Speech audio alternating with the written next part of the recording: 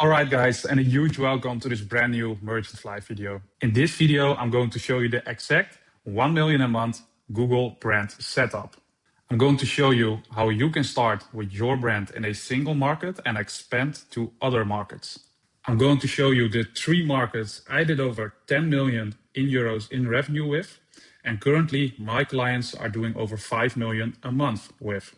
So let's dive in the Miro together, and I will show you exactly how you can scale to 1 million a month with 3 simple markets.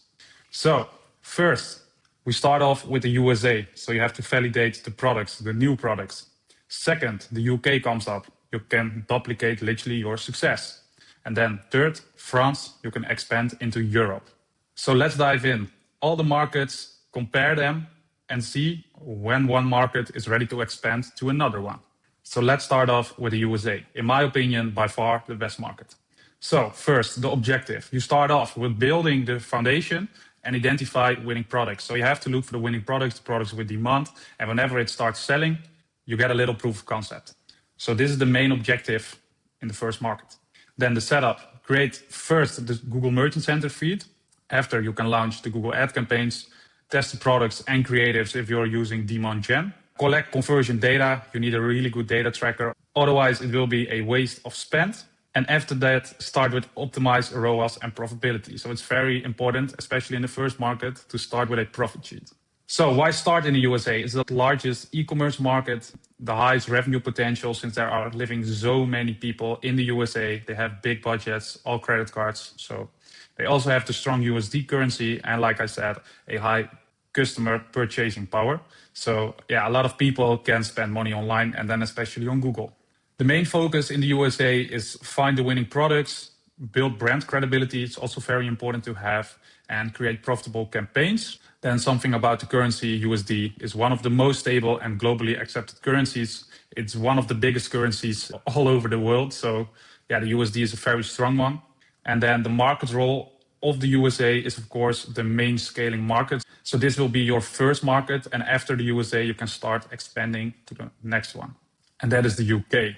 So the objective of the UK is expand using proven US data and campaigns. So whenever you have the proof of concept, making a lot of profit in the US, you can expand to the UK because it's a similar market. It's the same language, of course. So it's very easy to add a UK.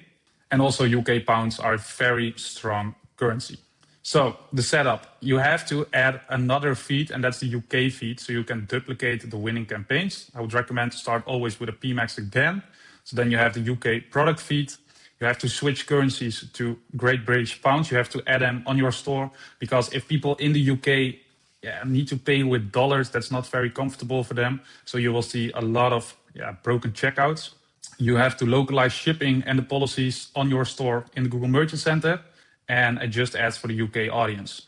So there are some different things in UK English and US English. For example, color and color. So it's very important to make separate product pages for each market. So why add UK as the second one? It's an English-speaking market, similar buying behavior to USA. It's a little bit a smaller market, but yeah, it does not really matter. Lower CPC than in the USA since you can use a CSS partner, which makes all of your clicks cheaper, and there's a strong purchasing power. So the main focus is increase revenue volume. So you already make a lot of volume from the US. So it's very important to do it in the UK as well. Reduce dependency on one market. So make sure both markets are doing well and not only the USA or the UK, because otherwise it's better to kill one of the markets. Otherwise you will lose a lot of money in one campaign and that will kill your full business. Then improve campaign stability so you can split some campaigns, some winners, losers. We have our own labelizer from Merchantfly. So if you use a media buyer, I would always ask him to implement these things and not only stay running on a PMAX. Then the currency, Great British Pounds is always worth more than euros and dollars. It's a very strong currency as well. So yeah, it's a really nice one to have on your store. And yeah, the market role is the growth market. So it's not the biggest market, but you will grow the biggest in this one. And yeah, you will start validating from here. Then the third market is France. So from here, we enter Europe with a proven brand and winning data. So we already have a lot of proof of concept from the US, from the UK, and now we expand to Europe.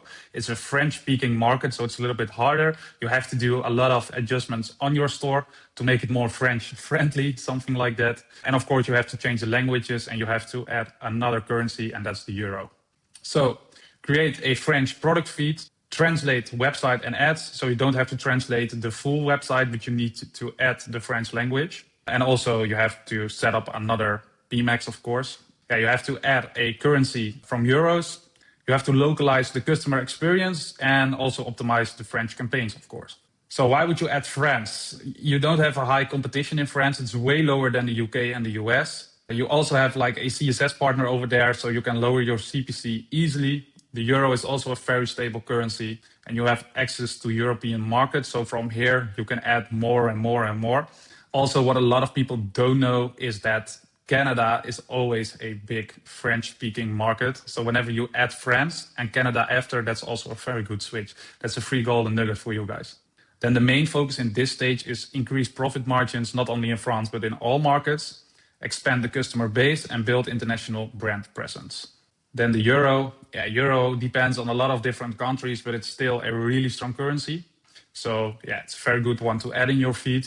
And then the market role of France, it's the European expansion market. So from here on, you can add more and more European countries.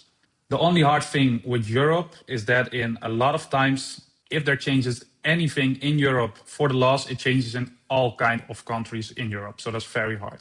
So you start with the US, launch and validate in the UK, duplicate and scale, France, expand and diversify, build, scale, dominate. So this is a very proven strategy that always works on Google if you have the right products with the right demand.